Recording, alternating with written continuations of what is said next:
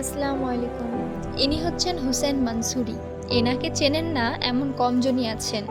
এই সমাজের একদল অসৎ ব্যক্তি ফেসবুক পোস্টের মাধ্যমে প্রশ্ন তুলেছেন, এই যে আসামে বন্যা দুর্যোগে কত মানুষ অসহায়, খাবার নেই, বাসস্থান নেই, মানুষের যে হাহাকার, তাই এদের সাহায্যের জন্য হুসেন মানসুরি স্যার এগিয়ে আসেন।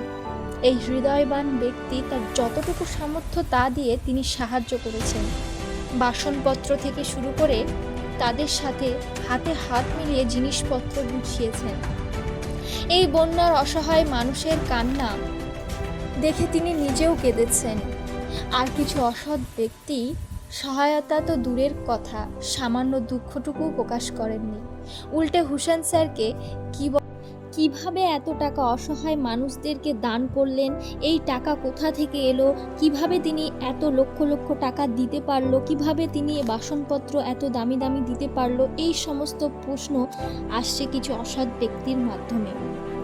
আসলে হুসেন মানসুরি স্যার যে শুধু বন্যায় বিপর্যস্ত সেই সব মানুষের সাহায্য করেছেন তা কিন্তু নয়। তিনি এর আগেও পশু পাখিদের প্রতিও সদয় হয়েছেন, তিনি ভালোবাসা দেখিয়েছেন। তিনি নিজে মুসলিম বলে যে শুধু নিজ ধর্ম মানুষদের উপকার করেছেন তা কিন্তু নয়। কিছুদিন আগে তার একটি পোস্টে দেখলাম একটি গাছের তলায় পড়ে থাকা ভগবানের ছবি দেখতে পান তিনি। নিজে কোন ধর্মের মানুষ তা না দেখে তিনি অতি সম্মানের সাথে একটি ভালো কাপড়ে সেগুলোকে তুলে জলে ভাসিয়ে দিলেন। রাস্তায় পড়ে থাকলে তো কোনো মানুষের দ্বারা সেটা নোংরা হতে পারে। তিনি দান করার সময় ধর্ম দেখেন না। এবার প্রশ্ন, তিনি টাকা কোথায় পান? এটা আমার মতামত।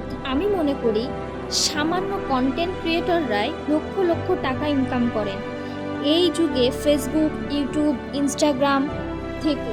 সেখানে উনি এত ভালো ভালো কাজ করেন, সেইগুলো প্রচুর মানুষ দেখেন, মোটিভেট হন, শেয়ার করেন, এবং আমাদের মধ্যে থেকেই তো তিনি সাপোর্ট কিছুটা পান। আমরা ভিডিওগুলো দেখি, মাধ্যমে আমরা তাকে ভালোবাসা দিই যাতে তিনি আরও শক্তি পান এবং আরও ভালোভাবে মানুষের সেবা করতে পারেন। রাস্তার ধারে বসেও মানুষের হাতের খাবার খেয়ে নিতে পারেন তিনি, কোনো অর্থের গরম না দেখিয়ে, ইগো না দেখিয়ে। এরকম মানুষকে আমরা পাশে পেয়ে অনেক খুশি। উনি যাতে আরও আগামী দিনে ভালো কাজ করতে পারেন, ওনাকে সাপোর্ট করুন। मैं तो सिर्फ अच्छे कम करने का कोशिश करता हूँ।